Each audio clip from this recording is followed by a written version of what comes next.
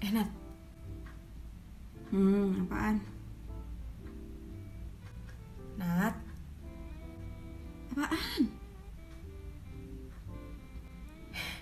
Santai aja kali, lo kenapa sih serius amat liatin tuh HP? Emang liatin apa? Ini nih, gue tuh lagi baca kasus tentang pelecehan seksual di kampus. Oh gitu, tumben lo mau baca. Ya lagi pengen baca aja. Lo tau gak sih yang lo lakuin itu tuh termasuk literasi tau? Makanya gue heran, lo kok tumben-tumbennya baca? Lah, oh iya. Kan gue cuma baca doang dan gak bacanya lewat buku. Ini anak mana aja sih?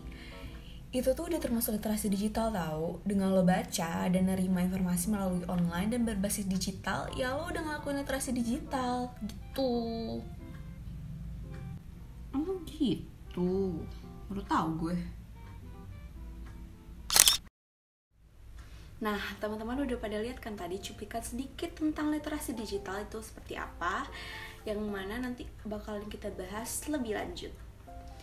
Tapi sebelum mulai, saya bakalan perkenalan diri terlebih dahulu. Nama saya Natasha Eni Putri, angkatan 22, mahasiswa Ilmu Komunikasi Universitas Riau dengan NIM 2201 110907.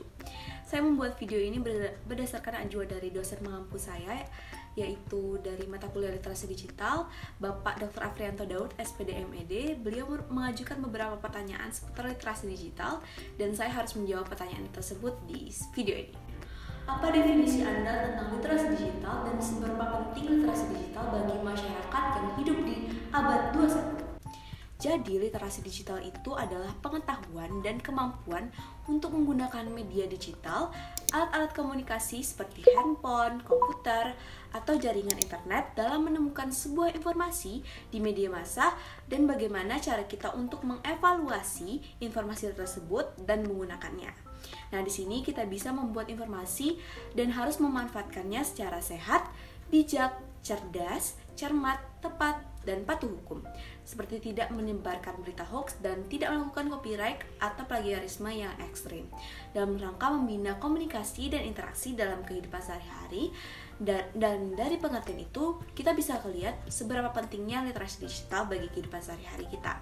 Dengan menggunakan teknologi, dan penting bagi kita untuk dapat mengolah dan memanfaatkan informasi itu, yang mana harus taat hukum dalam menggunakan dan mengkonsumsi informasinya. Bahaya apa yang akan terjadi jika kita berselancar di dunia maya, dan bagaimana cara agar tetap aman ketika berinteraksi secara online menggunakan internet? Bahayanya adalah yang pertama, informasi pribadi bisa tersebar dengan tidak sengaja. Yang kedua, terjadinya cyberbullying. Yang ketiga, penyebaran hoax dan penipuan. Nah, dari ketiga bahaya itu tadi menunjukkan kita seberapa pentingnya mengetahui bagaimana cara yang aman dalam menggunakan media digital, apalagi kita yang menggunakan literasi digital itu sehari-harinya dengan bertukar kabar.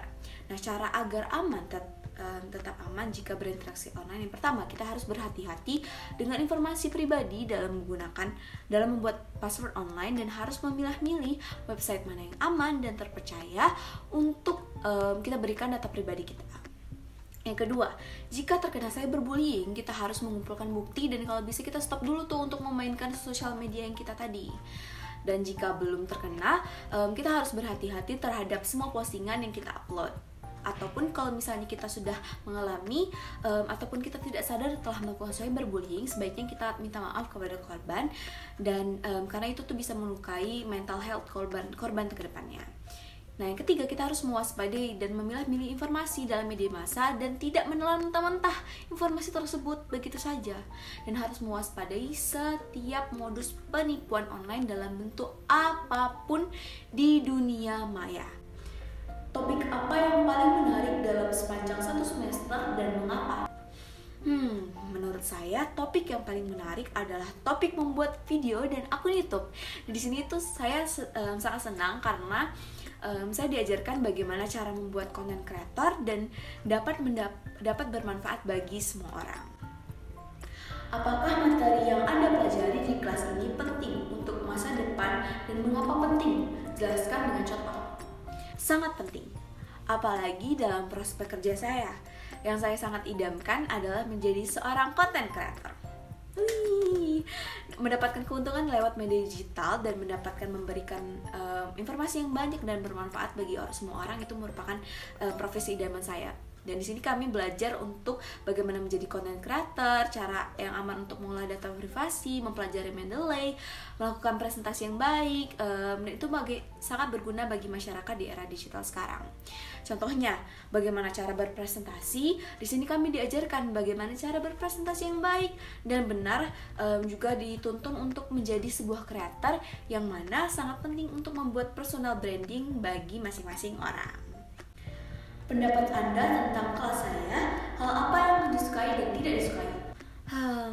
Menurut saya matkul ini tuh menjadi pelajaran favorit saya selama 1 semester ini, karena banyak sekali ilmu yang didapat dengan cara yang menarik dan tidak monoton. Yang saya sukai, kami ini diajarkan dengan macam-macam variasi yang baik, menggunakan video, praktek, ataupun lisan. Yang saya sangat tidak sukai, sebenarnya nggak sangat-sangat banget sih, mungkin ada beberapa jadwal kelas yang keseringan tuh online, tapi nggak apa-apa, walaupun online materi yang disampaikan itu tetap tersampaikan dengan baik. Terima kasih Bapak. Sekian, itu saja penjelasan dari saya. Saya mohon maaf bila ada kesalahan kata. Wabillahi taufiq wal hidayah. Wassalamualaikum warahmatullahi wabarakatuh.